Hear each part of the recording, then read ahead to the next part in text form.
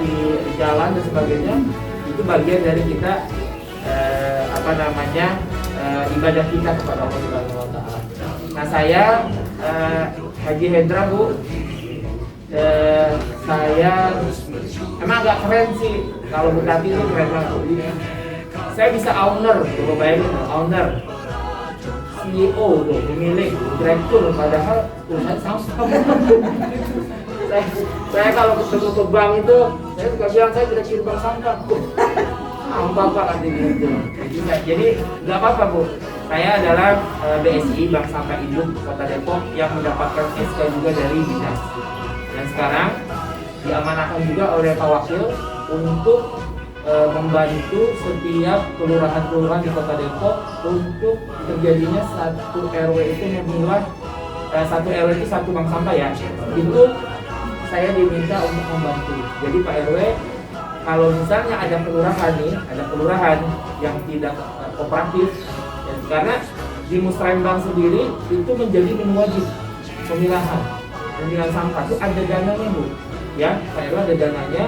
Kalau ada kelurahan yang tidak kooperatif untuk mengeluarkan dananya untuk pemilahan bank sampah, ya tahun ini pemilahan dulu ya Pak ya, pemilahan dulu, saya bisa bantu nih, saya bisa video call dengan Pak Wakil. Ini RW-nya nih Pak, RW-nya, lurahnya nih Pak yang nggak mau mengadakan atau fiktif, dia buat fiktif. Sebenarnya yang saya takutkan adalah dia bikin laporan-laporan seperti kayak gini, tapi di lapangan nggak ada, dananya keluar, dananya kan jadi nggak bagus kalau menurut saya. Insya Allah kalau di Beji saya udah koordinasi dengan camatnya, Insya Allah kemarin di Kelurahan Beji keluar dana 50 juta Pak, Beji Timur 50 untuk pemilahan. Jadi sudah di Musrembang sudah diplot gitu. Beji sama Beji Timur. Beji Timur. Ya saya nggak tahu karena saya ikut Musrembang kemarin di sana. Saya selalu pantau tiap teman-teman di kelurahannya Bu Tati ya untuk senantiasa komunikasi. Tapi saya yakin ini akan dianggarkan oleh kelurahan dari 2,5 miliar itu gitu. Adalah salah satunya adalah membentuk bank sampah baru dan itu ada biayanya tiap titik bank sampah baru. Kalau DLHK kan ngasihnya ember ya, tapi ember ini Bu jangan pakai nyuci ya Bu. Nanti ditaruh itu rendaman. Banyak kan kasih rendam, nanti ember ini berfungsinya untuk Ibu menampung sampah organik. Dan itu kalau dipilah, saya di rumah milah Bu, itu sedikit, yang namanya nasi, yang namanya tulang ayam, kalau Ibu makan ayam ya, tulang ikan, terus kemudian pisang dan sebagainya, Bu itu sedikit. Yang banyak sebetulnya itu organiknya kalau menurut saya. Organiknya nggak banyak, ini ember itu bisa sebulan, tapi jangan sebulan lah gitu. Jadi ini fungsinya kita milah, ember ini diberikan secara gratis ya. Tapi tadi jangan sampai salah guna ya, embernya buat cucian gitu. Sedih saya jadinya kalau melihat kayak gitu. Nah, jadi di saya fungsinya adalah menampung bank sampah, menampung barang-barang yang dari Ibu yang dikumpulkan dan organik. Tadi Bu Tati sampaikan macam-macam tuh Bu. Hampir semuanya kayaknya banyak organik. Pagar misalnya kalau Ibu mau bongkar itu masuk besi gitu loh. Motor kalau Ibu mau jual itu masuk besi ditimbang gitu. Jadi semua yang ada di rumah itu organik. Nah itu Ibu harus sudah memilah karena salah satu dari fungsi kita bank sampah adalah memilah dari rumah. Ini baru akan selesai gitu, memilah dari rumah. Dan Ibu tidak perlu khawatir ya. Saya pengen Bu Tati di sini betul-betul nanti dibantu, saya juga bantu. Kalaupun Ibu sampahnya yang setengah karung tetap diambil oleh orang saya. Jadi kita tidak melihat kalau Ibu jual di lapak kan nggak mau, dia cuma setengah kilo misalnya, kalau kita enggak. Selama Ibu milah, kemudian ada titik bank sampah namanya, maka orang saya akan ngambil di sini. Gitu. Jadi kami sangat menghargai komunitas RT RW yang sudah memilah. Jadi jangan sekedar sekarang pelatihan tapi tidak lanjuti. Ini harus tidak lanjuti ya. Nanti Ibu jangan lihat dari jumlah rupiahnya ya Bu ya. Kalau memang sedikit masih sedikit. Ibu lihat kompleknya Pak Wakil. Itu ada 280 unit. Setiap Senin dan Kamis saya ngambil non organiknya. Dan itu selalu terkumpul satu pengambil Bu, itu sekitar 1,5 juta. bayangkan mereka nggak bayar iuran airnya warganya. Jadi warganya dapat dari sampah itu yang non organik dipakai untuk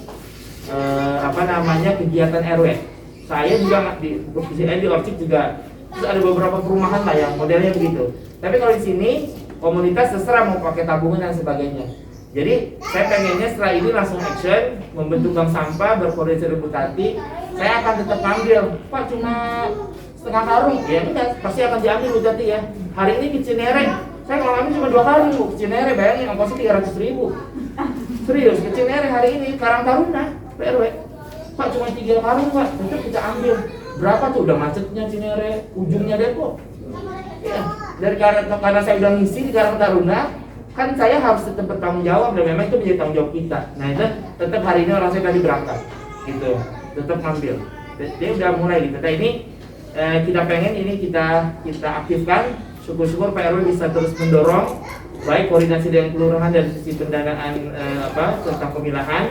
Juga nanti itu bisa ngajak yang lain, ya, terutama tadi minyak jelantah. Nah minyak jelantah itu sekarang memang kemarin harganya bagus Bu, Ibu jangan buang ke sembarangan. Minyak jelantah itu tolong dikumpulkan, ya dikumpulkan. Nanti kalau butuh dirigen kami menyediakan kalau kapasitasnya besar. Jadi Ibu kumpulkan. Kemarin minyak jelantah itu harganya memang tinggi karena ekspor Bu, ekspor untuk biodiesel, bukan buat gorengan lagi ya Bu, jangan dijual buat gorengan lagi. Atau tadi kata Bu Tati bisa dibuat sabun, tapi itu juga sabunnya jangan pakai buat badan, dia buat pakaian.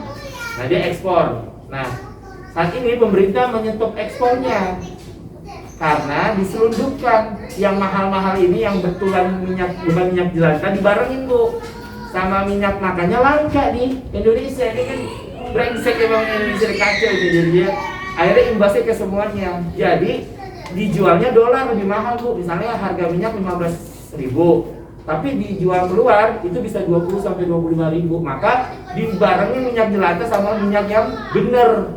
Jadi mereka akhirnya langka, jadi mahal. Kan itu logika sederhana sebetulnya. Akhirnya Kementerian Perdagangan menyetop imbasnya kepada saya yang ekspor. Gitu. Jadi saya nggak bisa ngirim lagi, tapi kita masih bisa nampung. Maka sampai kapan nggak tahu, sampai katanya minyak ini tidak ditemukan lagi penyelundupan untuk diekspor keluar. Gitu. Jadi ini penyebabnya minyak jelantah. Jadi tapi nggak apa-apa, itu urusannya orang atas. Kita udah biasa Bu. Kadang-kadang Indonesia sendiri di pemerintah pusat kita udah capek-capek ya memilah sampah, terus kemudian kita impor. Barang masuk Bu dari Thailand, Malaysia, Vietnam. Itu sampah diimpor Bu, masukin ke Indonesia. Jadi dimasukin ke Indonesia.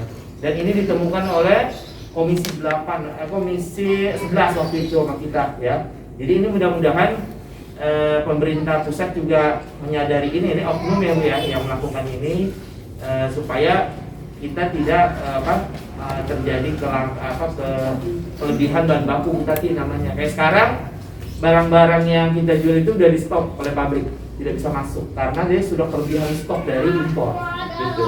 Nah ini kondisinya. Tapi semangat kita nggak usah lagi ke situ Bu Tati. Semangat kita, saya pengen Pak RW nanti saya bantu juga, sudah kontak nomor saya tadi, kita launching di sini, kita adakan, terus kita bikin masif gitu. Kalau perlu ini kita laporkan sebagai titik di Pondok Cina. Ini titik pertama kan itu ya? Iya kan? Ya kan Pondok Cina ini titik pertama yang baru ada gitu. Mudah-mudahan ini menjadi besar dan kita harus membuat besar nih Bu ya untuk pemilahan di RW 5 ya gitu. Jadi kalau tanah baru biji itu banyak gitu. Tapi kalau Pondok Cina ini belum. Nah, saya pengen ini menjadi ini, saya insya Allah konsen lah kalau untuk pembinaannya supaya kita juga bisa dapat bantuan-bantuan untuk pengurus bank sampah untuk peralatan ya Bu ya sebagainya. Insya Allah itu saya akan upayakan gitu. Jadi semangat untuk memilah. Insya Allah kalau uang sih saya membayarkan aja untuk sekota Depok untuk 300 juta sebenarnya setiap bulan ya, setiap bulan. Cuma pembayaran ada 3 bulan, ada 2 bulan, jadi tergantung. Artinya ini cukup besar putarannya ya untuk ibu-ibu. Kalau semakin besar maka dia semakin besar gitu. Jadi untuk ke depan terus kita memilah. Nanti ada ember ini dibagikan berapa banyak Pak Eri? Pak Andri kok Pak Andri? Oh jumlah ya, nanti tergantung ibu ya, pokoknya embernya gratis. Nanti kalau udah terbentuk maka Bu Tati yang akan mengkoordinasikan dengan saya untuk pengambilan gitu. Jadi itu saja ibu-ibu sekalian, terima kasih. Mudah-mudahan kita sehat dulu ya Bu ya semua, dan kita bersama-sama untuk launching. Saya pengen ada satu titik bank sampah ini yang baru nih di Pondok Cina menjadi besar gitu. Ya. Warga juga kan yang mengkolektif sampah nih.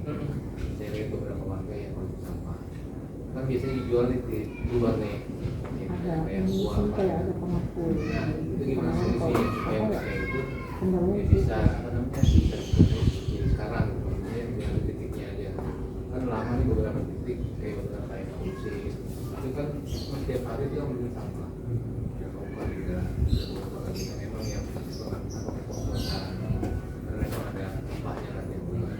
Nah, solusinya bagaimana nanti kalau misalnya nanti kita ajak mereka juga, ya kan sama ini mungkin jualnya ke ini ya lapak lain gitu maksudnya, kan mesti ada apa namanya ada solusinya. Ya nanti mereka kita ajak bareng-bareng, biar nanti sama-sama kita satu visi aja di bulan sampah ini. Gitu, Pak. Ya, Pak RW, di beberapa tempat solusi kita yang pertama kita ajak diskusi dengan yang mengangkut sampahnya. Yang kedua, kalau kita ini agak berbeda, bank sampah induk dengan lapaknya agak berbeda. Kalau bank sampah induk memang dia orientasinya pada menerima seluruh sampah non organik.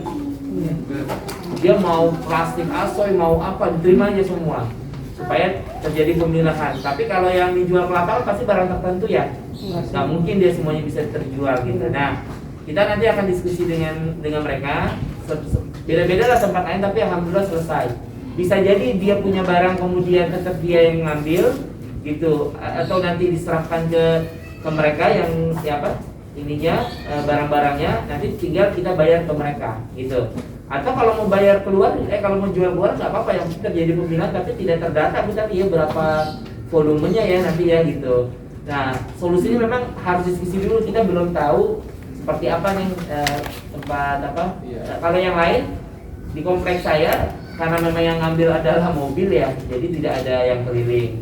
Terus kalau di Tanah Baru pernah ada kasus ini, dia jadi yang ngambilin bank sampah di titik-titik itu dia dibayar tetap tidak berubah gitu. Jadi memang macam-macam yang tergantung kondisinya sebetulnya gitu. Tapi insya Allah tidak ada benturan sih. Niatnya kan mau milah, kalau yang kos-kosan kan dia terus yang penting kita milah aja kalau menurut saya. Insya Allah tidak ada benturan dengan pemulung juga kan, kita bukan pemulung. Ya ibu-ibu jangan pagi-pagi nyari kamar orang. Kita itu ingat loh, ibu tuh nilai apa adanya aja dari rumah, maksud saya dari rumah udah dipisah, jangan ibu-ibu bawa karung. Bukan, itu mah urusannya pemulung. Jadi beda nih, jadi kita di dalam, pemulung di luar gitu loh Bu. Kalau ibu-ibu mentang-mentang bisa dijual ini barangnya, kemudian ibu-ibu bawa karung pagi-pagi. Apa? Salah itu. Maksud saya mampus sedikit ibu, pokoknya yang namanya aqua botol dipisahkan gitu loh, jangan disatukan oleh itu doang pemilahan gitu. Dari rumah jangan ibu punya target untuk dapat banyak, ibu bawa gerobak kalau gitu. Beda kita ya. Jadi paham ibu ya gitu. Dan ini bagian dari yang ini Pak RW, nanti kita diskusikan saja kalau misalnya itu gitu. Ya mungkin dari saya cukup sekian ibu-ibu. Terima kasih banyak. Saya berbahagia sekali bisa datang ke sini. Kan launching ibu betul ya? Launching berarti segera walaupun sedikit ya Bu. Pelan-pelan aja, pelan-pelan. Nanti kebutuhan apa Pak RW saya bisa bantu ya, nanti misalnya embernya kurang kecil misalnya ibu, saya ada ember kecil gitu. Oh iya. Kan saya yang gede, kalau saya kecil aja Bu embernya. Ya, atau ibu butuh karung, saya bisa kasih karung Bu. Baru-baru kok Bu karungnya. Untuk misalnya naruh aqua, naruh sebagainya gitu. Ibu juga nggak usah mikirin jenis-jenisnya, nanti ibu pusing sendiri. Kayak ada masih pusing udah 10 tahun megang ginian. Ada 40 jenis, nanti ember dibagi lagi 30 jenis Bu, bayangin aja. Ke pabriknya itu beda-beda. Tapi saya kasih tahu lah Bu, kalau kita udah jarang pakai ini ya sebetulnya. Ini Bu, kalau ibu lihat di iklan TV kan sudah banyak ya. Ibu tahu ini jadi apa? Ininya. Kalau saya, ya saya di pabriknya, saya diizinkan untuk masuk. Pabriknya itu 24 jam, Bu. Pegawainya ada 5.000 satu kali shift di Tangerang. Betul, Pak. Saya diizinkan masuk karena saya adalah supplier, maka saya masuk. Itu ini kemudian diolah jadi biji plastik, kemudian dia diekspor ke Taiwan. Jadi apa, Bu? Gak jadi gorengan, nggak mungkin, Bu. Diekspor ke Taiwan, itu dia jadi jaket termahal yang dijual lagi ke Indonesia. Oh, iya. Jadi benang yang termahal, yang beli biasanya nih klub sepak bola, ya, MU, Chelsea. Nanti yang beli siapa? Orang Indonesia, dan itu termahal karena dia paling kuat. Jadi ini udah ada iklannya kan sebetulnya kan di Metro, di apa? Ya ini yang tutupnya beda lagi. Makanya ibu kalau mikir itu pusing sebenarnya. Jadi nanti ada yang macam-macam atau jadi apa. Kalau ini memang kalau kresek itu memang jadi kresek lagi sebenarnya. Tapi saya sebenarnya berharap itu tidak lagi masif dan tidak banyak lagi. Kresek itu jadi kresek lagi gitu. Ya. Jadi itu yang memang di pabrik ya Bu, dan itu luar biasa ekspornya sampai ke Taiwan itu, dan itu memang sumber sampahnya di kita Bu. Sedihnya nih Bu. Saya jalan-jalan sama kementerian ke Thailand, ngelihat pengelola sampah di Thailand itu lebih baik daripada Indonesia. Gitu. Jadi mereka sudah memilah secara masif Bu. Gak ada yang buang sampah, apalagi di Phuket ya. Ibu tahu Phuket kan? Belum. Daerah Phuket itu daerah wisata seperti Bali Bu, gitu. Itu dia benar-benar sampah itu, warganya itu dia kalau buang sampah sembarangan dia ada hukum adat. Jadi dia takut gitu, takut ada apa-apa. Jadi takutin gitu. Jadi sampah itu benar-benar, dan setiap tempat itu ada sampah plastik, sampah ini. Mereka masukin masing-masing dan tidak ada di jalanan itu. Nanti ada yang ngambil. Jadi kalau kita kan mesti ngambil ke rumah ya Pak ya, kalau ini enggak, dia ambil aja di itu. Jadi luar biasa. Sama kementerian saya Bu, ke Malaysia juga lebih baik. Terus kemudian di Bali, di Badung Bu Tati. Badung itu menjadi kota terbersih nomor 2 di dunia. Di Bali. Jadi bersih sekali. Pengelolaan sampahnya udah tingkat RT. Jadi lebih dahsyat lagi tuh. Kalau kita sana Bu.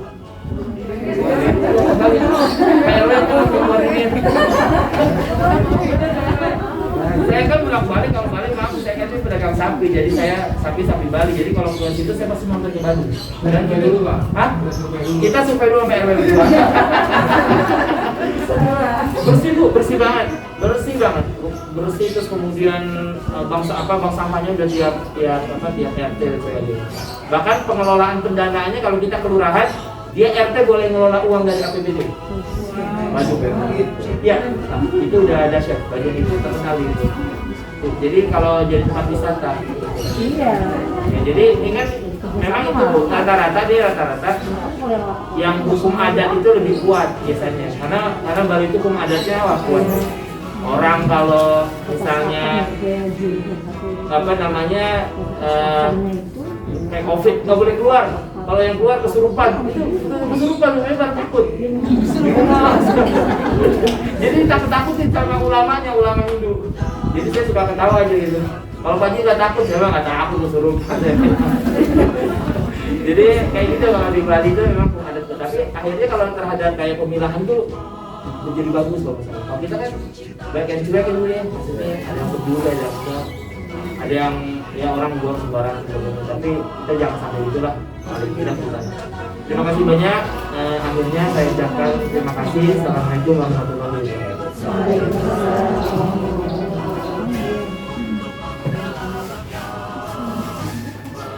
wabarakatuh.